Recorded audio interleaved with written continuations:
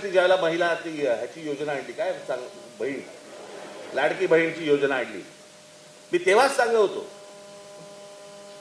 की महिलांच्या सक्षमीकरणाकडे जास्ती तुम्ही लक्ष द्या, त्याच्यावरती पैसे खर्च करा. दर महिन्याला पैसे देण्याची गरज नाहीये. 1,500 रुपये देत आहेत, त्या महिन्याला 1,500 जात आहेत कुठे, जरा एकदा बघून घ्या.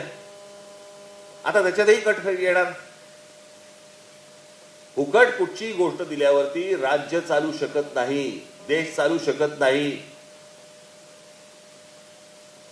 आणि मग तुमच्या मतांसाठी ज्यावेळेला या फुकट गोष्टी करायला लागतात, त्याला बाकीच्या ठिकाणून गोष्टी ओरबाडून काढाव्या लागतात.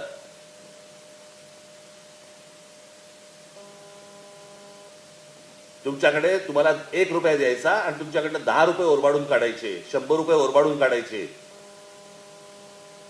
आपण हे कधीतरी गणित मांडणार आहोत की नाही, बघणार आहोत की नाही?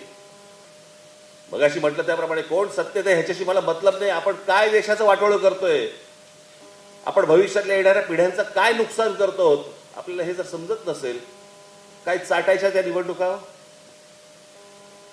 आणि जर समजा तुम्हाला चांगलं काम करायचं असेल, तुम्हाला नगरसेवक होऊन, आमदार होऊन, खासदार होऊन जर समजा तुम्हाला चांगलं काम करायचं असेल, तर आता ते अभिजित यांनी सांगितल्याप्रमाणे तो तिथे जाण्याचा सत्तेचा मार्ग हा मतदार यादीतनच जातो. खरा मतदार कोण आहे, खोटा मतदार कोण आहे, खोट्या मतदारांवरती तुम्ही ऑब्जेक्शन घेतली पाहिजेत, यासाठी तुम्ही फिरलं पाहिजेत, बघितलं पाहिजेत. आज महाराष्ट्रामध्ये आपले सगळे अनेक आपले महाराष्ट्र सैनिक आहेत, अनेक हितचिंतक आहेत. मला त्यांची साथ हवी आहे.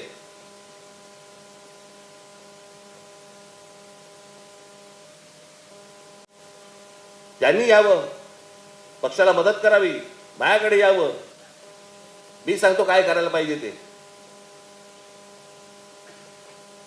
पण हे नुसतं तुम्ही वरवरचं राजकारण, वरवरच्या गोष्टी आणि आंदोलनं ह्या करून होणार नाही. ते आज आंदोलन घरापर्यंत पोचतं,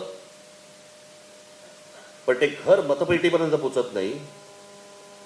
त्याला काय म्हणायचं? आपल्या विरोधामध्ये काहीतरी एक षडयंत्र रचलं जातंय, याचा काही आपल्याला अंदाज. आणि किडूक पिडूक गोष्टींवरती समाधान मानू नका हो. आपण महाराष्ट्राचं, चांगल्या महाराष्ट्राचं स्वप्न पाहतो. मी माझ्या पहिल्या भाषणामध्ये मी सांगितलं होतं, जगाला हेवा वाटावा असा महाराष्ट्र माझ्या हातून घडावा ही माझी इच्छा आहे. पण ते करताना हातामध्ये सत्ता नको का? आणि 20 वर्षापूर्वीचं राजकारण आणि आत्ताचं राजकारण जमीन आसमानाचा फरक आहे, जमीन आसमानाचा. मला कळत नाही आता ते काय ते घर नोंदणीचा कार्यक्रम झाला का काय? घर जनगणना आहे. जनगणना आता 30 तारखेपासून सुरू होते, जूनच्या. काय घरगणना झाली आता. हे करताना त्या अधिकाऱ्यांबरोबर भारतीय जनता पक्षाचे लोक होते. कोण जात आहेत, कोणाच्या घरी जात आहेत, काय तपासतायत, काय बघतायत, तुम्हाला नको कळायला?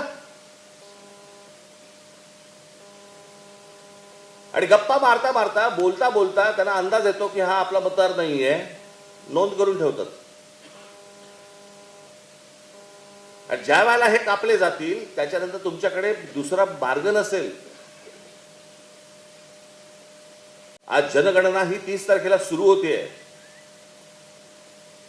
पक्षातल्या माझ्या माता भगिनींना, माझ्या सर्व बांधवांना माझी विनंती आहे, माझ्या सर्व महाराष्ट्र सैनिकांना विनंती आहे, डोळ्यात तेल घालून लक्ष ठेवा याच्यावरती. आता असे जाऊ नका, अरे अजून 3 वर्ष आहेत निवडणुकीला. 3 वर्ष नाही, 3 वर्षात काय गायब होईल तुमच्या खालून तुम्हाला अंदाज पण नाही येणार, कळणार पण नाही तुम्हाला.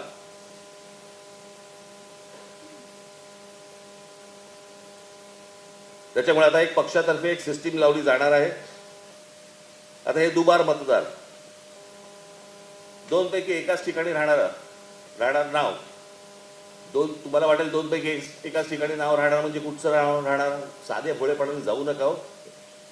यांच्याकडे साधे भोळेपणाने पाहू नका या लोकांकडे. हे काय ज्या प्रकारे चालू आहे ते आपण काय विचार करतो, अरे नाही